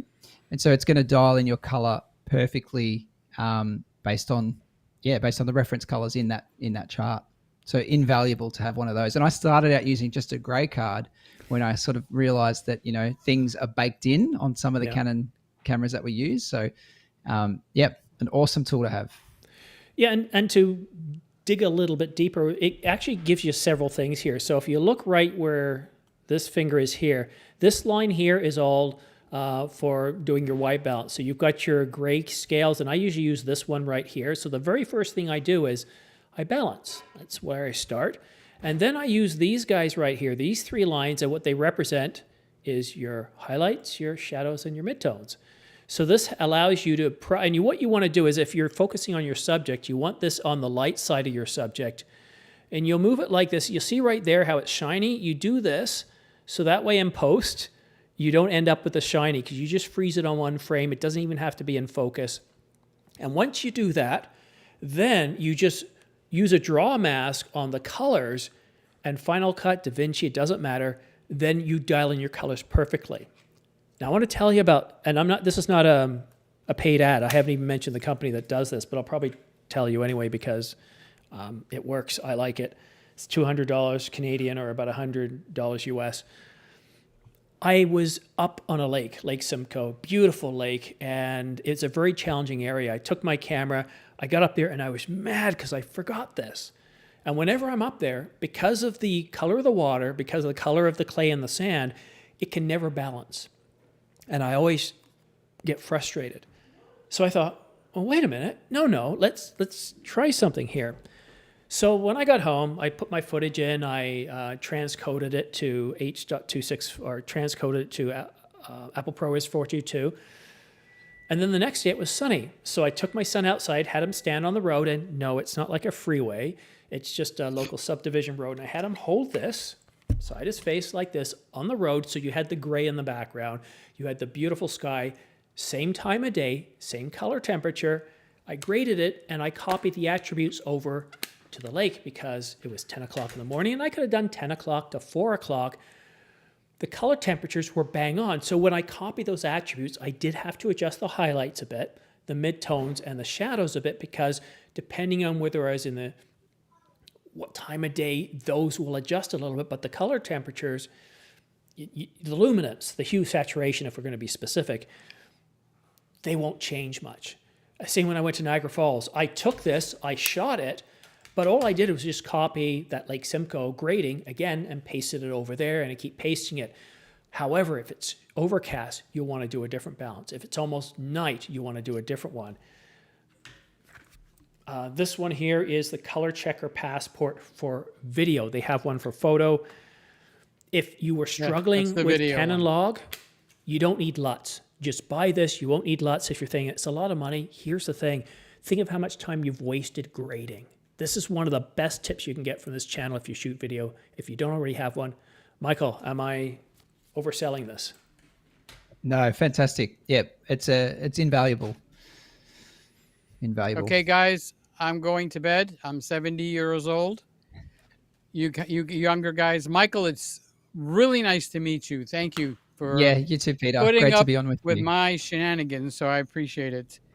And everybody that's watching, thank you for all the work you've done. A little plug for Simon. You can give this a thumbs up. You won't go to jail, I promise. And they're free. Okay. So give it a thumbs up. That triggers YouTube and says, oh, there's a lot of activity there. Maybe we need to share this. Okay. So give it a thumbs up for Simon's sake. You could give me the thumbs down. Well, there is no place you could do that. So help yourself. Hit the thumbs I love down you button guys. twice. Exactly. Hit the thumbs down button twice. Thank you, Bye, Peter. Thanks for guys. filling in the room. Sleep well, All Peter. right. Bye-bye. Nice to meet you, Michael. Bye. You Bye-bye. too. Bye. I don't do live streams anymore. I don't do them as often, is what I should say. The main reason for that is I save them for live streams, and I think this is a very personal way to interact with you folks. And so I'm going to stick around here a little longer and just take your questions. Michael, I know it's probably sunny and beautiful there. How much longer do you want to spend with us here? Yeah, I can answer a couple more questions before I've got to shoot off as well, just to get on with my day. My kids have also gotten home from school, and yeah, we'll be doing some family stuff a little bit later today. But I appreciate being on, and it's awesome to just be introduced a bit more to your community, Simon. And congrats on building the channel to where it is. I think it's a testament to you and just your dedication to all things video and photography. So yeah, well done. Yeah, and guys, please do me a favor. Go ahead and subscribe to his channel. Same with Peter Gregg. I'll just bring it up here again so you guys can go ahead and see the location of his site. So it's at Michael Drowley. Go ahead and subscribe. Look at him. He's at 10.2. Let's get him to 10.3. I love bringing on people that you haven't heard from before so we can get a different feel. So again, thank you, Michael. And I forgot what I was going to say. So here's a really good question, Michael. Take a look at this one from Zokies. Is the 200 to 800 millimeter better than the 100 to 500 millimeter? That's my wife in the court. See, she's a beautiful girl. Supports me on my channel. I love this girl. She's awesome. I'm going to give my answer, and then, Michael, I want you to give your answer. Yeah. I'm going to change your question because we don't like to use terms better. So is the 200, where would you use the 200 to 800, and where would you use the 100 to 500? So first of all, if you haven't watched my last few videos, watch them, because I have footage of this lens in action. And I was on a boat in Toronto Harbor shooting handheld video with this, not stills, handheld video. And it's shocking how stable it is. Now, you do see a little bit of movement sometimes, but it's smooth movement. It's not that jerky movement. So this thing here, I don't think the 100 to 800 is going to approach that level of a stabilization. I also believe that this is going to be sharper. It's also going to be better weather sealed. But where this falls down is it only goes to 500 millimeters. The 200 to 800, the difference between 500 millimeters and 800 is huge. I'll give you an idea. You've seen the moon. We all have. Next time you look at the moon, look at it up in the sky. And if you're shooting 4K or shooting your stills full frame, what you're going to be able to do, even with the 800 millimeter, forget the 200 to 800, you can actually shoot the moon, and you can get it to where, with a 2x extender, you can crop in. So instead of 8K, you're at 4K. And you can simulate 3200. You would actually fly across the surface of the moon. It would take like 20 seconds to go across the surface of the moon. With a 100 to 500, at 500, you're not going to get that. You're basically going to get up close to the moon, almost filling an entire 52-inch TV at 4K with high detail. But that's it. It's going to leave you wanting more. You just don't have the reach that 800 millimeters is going to give you reach. And yes, I know it's f9, but search my videos where I did the moon footage. It's a bit of a boring video, but it's meant to give you an idea of what you can do with that 800 millimeter f11. With a 2x extender, it's f22. The moon is very bright. It gives you an idea of what it'd be like shooting wildlife on a bright day as well. Very, very good. So that's what that lens will give you, is reach that this won't. And if you want L series reach at 800 millimeters, what is it? We're looking at price of a car. I think it's what, 11,000, 12,000 US, or like 30,000 Canadian or Australian. Very expensive. So What you're getting with a 200 to 500 is reach. My wife is coming home. She's playful, and now she's putting a dog in my ear. Thank you, sweetheart. Can I? Thank you. That's nice. Thank you. I don't know what I'm saying. So how would you answer that question, Michael? Yeah, I think great response there. I reckon you've answered it in terms of I would go for the new lens. I like the 100 to 500. We're talking about the RF, aren't we? I think basically you're getting that additional reach, but on the short end you can basically still be at 200. So you're not needing to be like 400 to 800. So you've got anything up from 200 millimeters, and then when we're talking about crop lens for video, crop mode, if that's available. Well, I haven't had the lens in my hand, so I can't say for sure whether that's available or not with this lens. It would depend on firmware and the ins and outs of how the glass element works on different RF bodies. But if you can, then you've definitely got and the fact that it's all compact as well. It's all within internal, isn't it? Internal zoom. I just got this photo up of Gordon. Oh no, sorry, it does extend. It does extend. External, but I've just got this photo up of Gordon with the 600 f4 and the 400 millimeter. I think the 600 millimeter and the 400 millimeter, and they're just absolutely huge. So this is a much more condensed version, and certainly worth a look.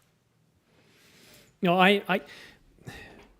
lot of people poo-pooed the 800 millimeter f11 when it came out, but you know what?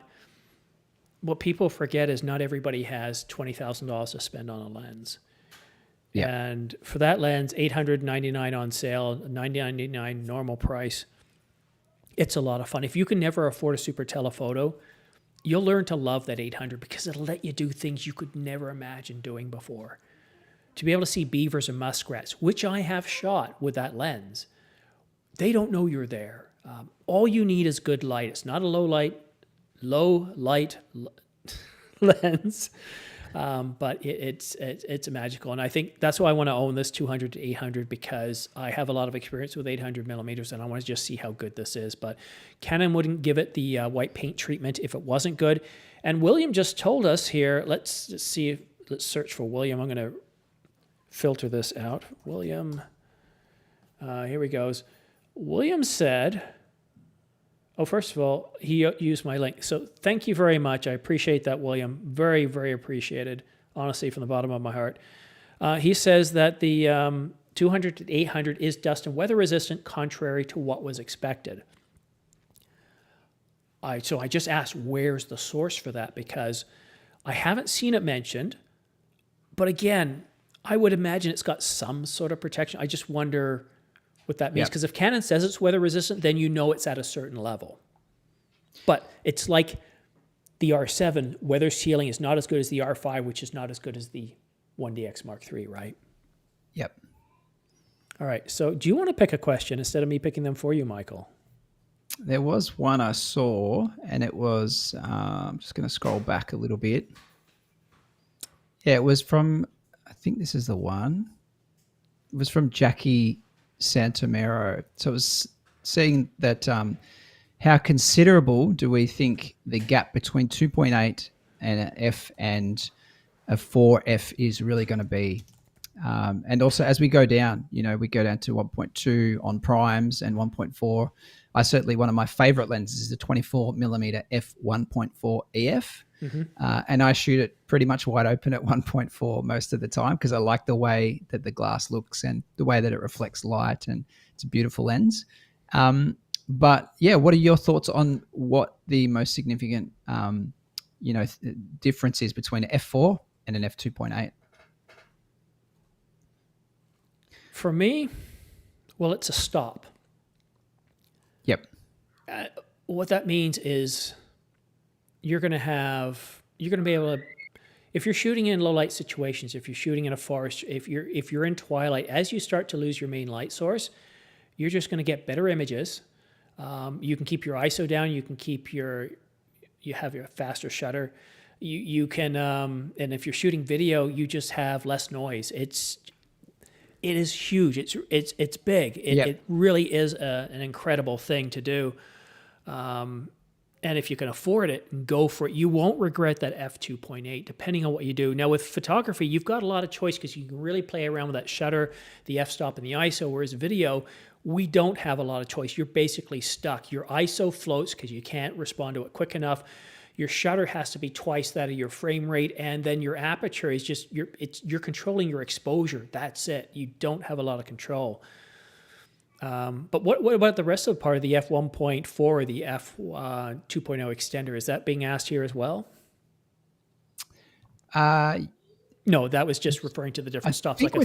Yeah, I think we're talking about now moving into like a cine kind of style lens, which has a much lower aperture. And I would say that, or wider aperture, lower number, but a wider reach. And I would say that getting a lower depth of field for different creative lighting and creative setups. So shooting in a really dark lit room, but still capturing detail and having a super wide aperture to do it. And also reducing your depth of field. So making a shot that would with everything in focus at f9 or f11, something's going to look a little bit less pleasing than having a really low depth of field like f1.4 or f1.8. So that's where that comes into play. And I think having, and we've lost our host for a second, but having the lower f-stop, that's why the higher end lenses have all got sort of lower f-stops, and that's why they're so expensive. I want to show you guys something while Michael is talking. I want you to see what kind of light I'm working with here, because it's not a lot. So I'm adjusting the tripod. So it's dark here. So if we look around the rest of the house, that is very dark. There's no lights over there. It's dark outside. It's Canada. It's nighttime. I've got some minor lights there, LED lights. And I do have a light here that's about 60%, but it's not super bright. Yep. But how much noise do you see in here? And I hopefully that's got me framed right. So as I go back to my desk here, the lens that I'm shooting with is, oh, look at that. I'm framed quite nicely. I am almost looking like a pro, right? The lens I'm shooting with is the 50mm f1.2, and I think I'm at 2.5. So if I had the 24-105 f2.8, that would not be fast enough, right? Yep. So f2.8 gives you an extra stop, but for me, this is where I like primes, because a prime will allow you to get a lot faster to f1.2 for cheaper than the 24-105. So that's why I say it's not what the best lens is, it's what's the best lens for your shooting scenario. So that's why when I'm outside, I'm shooting run and gun outside, 24-105 with this video hood. Always. So here's tip number 2 of the evening. Always shoot with a hood. Not only does it protect your lenses, and yes, it's a very soft one. You can bash stuff, it protects it, but it helps keep your contrast. So when light comes in at an angle, it doesn't hit the lens and you lose contrast. The 50mm f1.2, shoot all the channel videos with it, but when I'm in low light, I'm in the forest, or even at night, I was shooting Halloween at night, and it was the first part, it looked like it was daytime, but it was just really overcast because the color was gone from people's faces because I didn't have a light. It was either a microphone or a light, but I thought that didn't matter. So these are the right questions to ask, but you got to ask yourself, what are your shooting scenarios? Because if f2.8 isn't fast enough, well, then get like a 50mm prime or a 35mm prime or an 85, 100 even. Or the 100's f2.8, but I digress, Michael. A great lens, I think, talking about getting that like a probably all-rounder with a super low aperture is the Canon 28 to 70. Is it 28 to 70? Yeah, f2. And I actually struggle a little bit with the image at 2.0 for that lens, which is why I have the 24 to 70 f2.8. The bokeh for me in the lens, the way that it kind of like, the out of focus kind of parts of the lens doesn't look as pleasing to me as like a vintage EF or some other kind of cinema lens, but it's really good and versatile for everything. It's just a little bit bigger than the 24 to 70 f2.8, but certainly an awesome lens in Canon's RF lineup as well. I just saw one more question, one more statement here, Simon, in the comments that I'll just ask about. And where was that? I've lost it now. Oh, here we go. Talking Michael Sword. Sorry if I've got that wrong, but he's talking about the Power Zoom add-ons. So there's a $9.99 US one, and a $12.99 US, which he says to get smoother focus, to get smoother zoom. So potentially there's two different levels of that power zoom as well. And that's interesting that they've brought out two separate models of essentially the same thing, but one maybe is more premium, or not sure why they would have done something like that. But I'm not sure either. People are apparently having trouble with B&H, but as you can see, now I didn't check out because I'm in Canada, so I usually just source a local company. But I was able to put it in the cart. It came up with an error because it doesn't ship to Canada, but I was able to put it in my cart, and it's there. That's a 200 to 800, so maybe try again. Not sure what's going on there. I did see a problem. And no ship date yet. Oh, wait a minute. Item is coming soon. Well, that doesn't mean anything. Item coming soon could be, there's no ship time yet. Maybe tomorrow. Another reason to watch my channel. I'm hoping to take tomorrow off. I want to give you guys one last tech tip for the night. Sensor cleaning. I've never done it on a Canon camera in over 20 years of shooting Canon. And there's a reason for doing it. I do actually do cleaning. So what I do is, before I put a lens on, and I always have one of these with me, I just simply blow it. I keep it down like this. I won't change in a really dusty environment. And then when I take the camera off, I first of all make sure it's off so the shutters, the sensor shutters protect it. And I just angle it up, and I just kind of at an angle, not too hard, because I don't want to try and push stuff past those shutters. I don't know how strongly they close. I do that, and then what I do is I make sure I line up the red point and put it in and snap it. I've never, ever, and I change a lot outside, and I've never, ever had dust on my sensor. So just a simple thing like this. And I've never even used that where you put the solution, the solvent, on the brush and clean the sensor. I just use these things to make sure that I don't get dust on it. That's a great tip. But thank you so much, Simon. I'm going to say goodbye to everyone from here.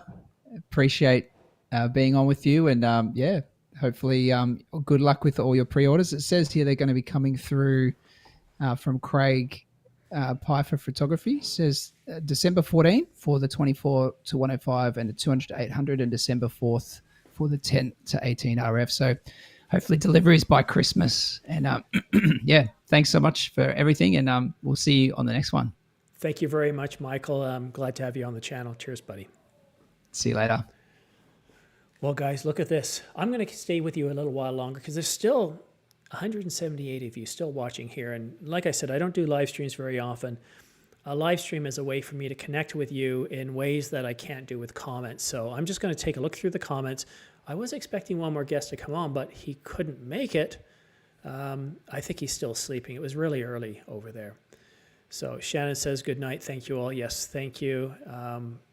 Ryan, Noel, all of you. Now I'm starting to see everybody who's online. So yes, William is telling us that December the 14th might be my last day of work before the Christmas shutdown.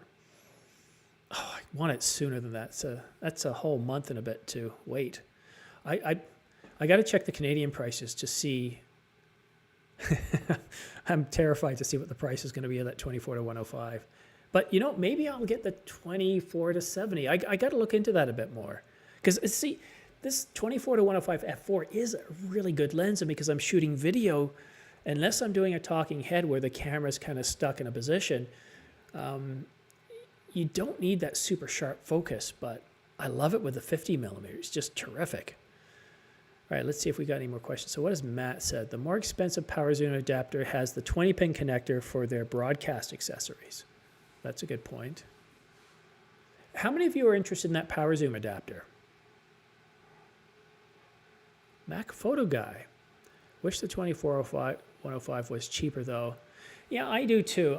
Look, I got to tell you, I really do love that 50 millimeter f1.2. I had the EF version. And the first year of shooting this channel, that's what I shot with. I shouldn't have sold it. I sold it for about $600. And of course, the price of the RF version, about $2,200. I'm glad I did it for the channel so I can talk from experience. But some of those EF lenses, there's some really good stuff out there, especially the last version for video and stills. A lot of really good deals. So if when you look at this The only problem is there is no EF version of the 24 to 105 f2.8. So, but I think it's an example of one of those really good Canon lenses where they're not just giving us an old EF and they're doing something different. B&H is not working because it links to the 24 to 205, not the 205. Let's take a look. Take another look here. So I've got that in the cart. Let's go the 24 to 105.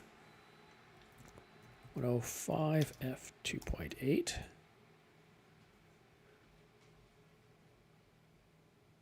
Pre-order. So it's in my cart. This is just, I'm in Canada, so I have to purchase here. Otherwise it's gray market, right? Oh, Susan, what do you think of this lens here? You think that looks nice? Should I get this? What do you think? Should I get that lens? She says it looks like this one here. You know what? When I sold that 800 millimeter f11, I almost immediately missed that 800 millimeters.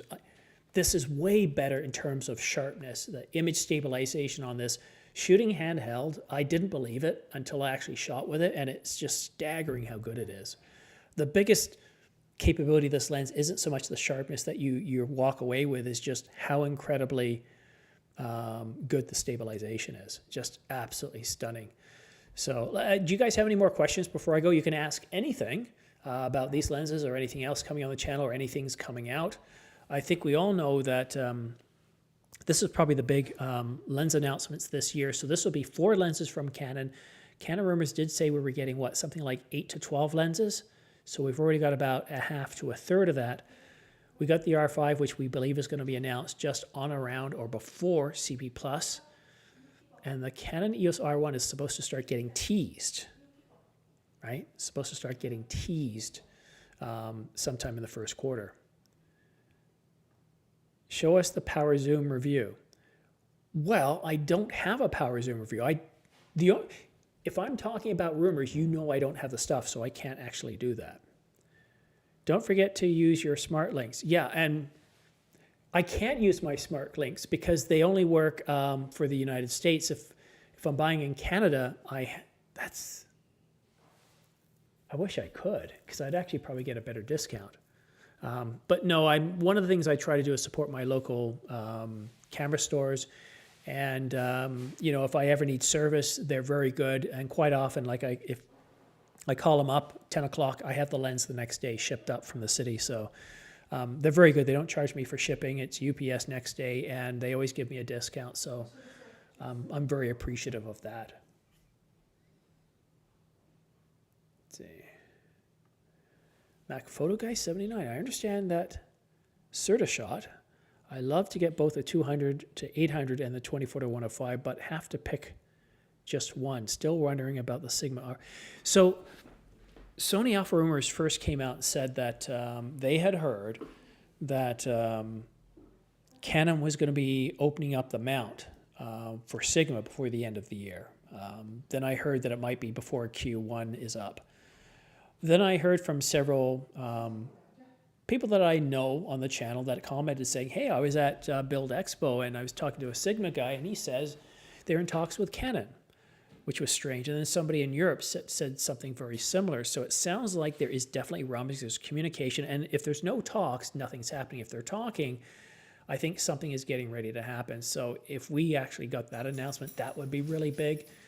But I do think the 200 to 800 is an example of a very affordable super telephoto. I know that 1800, 1900 isn't cheap, but when it comes to super telephoto, this is a very expensive place to pay or play. So I think that's a really good price. Can't wait to play with a 100 to 300. Yeah. As somebody was explaining to me who was shooting with that, the reason why you spend $9,500 is, imagine you're at a football game, baseball game, it's raining, it's cloudy, it's got those really thick clouds where you don't have a lot of light, but you're shooting with a shutter of 1/2000th of a second, and your ISO is 1600. And that's what a 100 to 300 would allow you to do. You couldn't do that with this. It wouldn't work. You'd get too much noise. So 100 to 300 is amazing. And yeah, the 10 to 20, I'm probably not going to get that one because I only have about 45,000 subscribers. I only have so much of a budget with the R5 and the R1 next year, with the 200 to 800. At some point, I just have to say, you know what? That's probably it for me. Derek asks, what's your opinion on how Nikon or Sony would respond? Well, Nikon already responded with what? The Nikkor 180 to 600 millimeter. So they've already come out with that.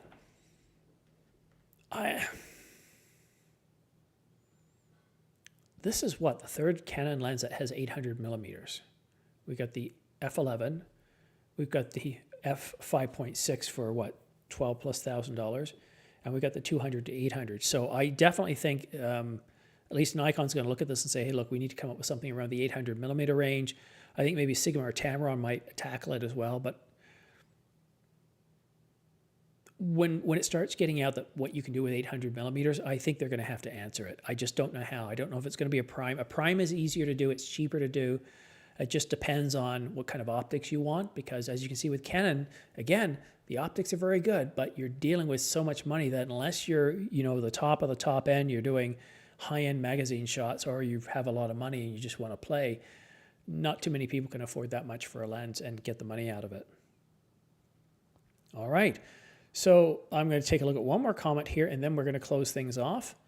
Lane asks, I can't log on to B&H or Adorama. Help. Well, I'm not. When was that? That was just a little while ago. All I can suggest is keep trying. You might want to shut down your browser, and if it's Windows or Mac, if it's Mac, just shut down your browser, get back in. If it's Windows, you could try reboot, just clear out your cache, then go back in and try again. And if it still is a problem, then they might just be overloaded. I heard a few people saying they were having problems, but I'm able to get in here and not having any problems whatsoever.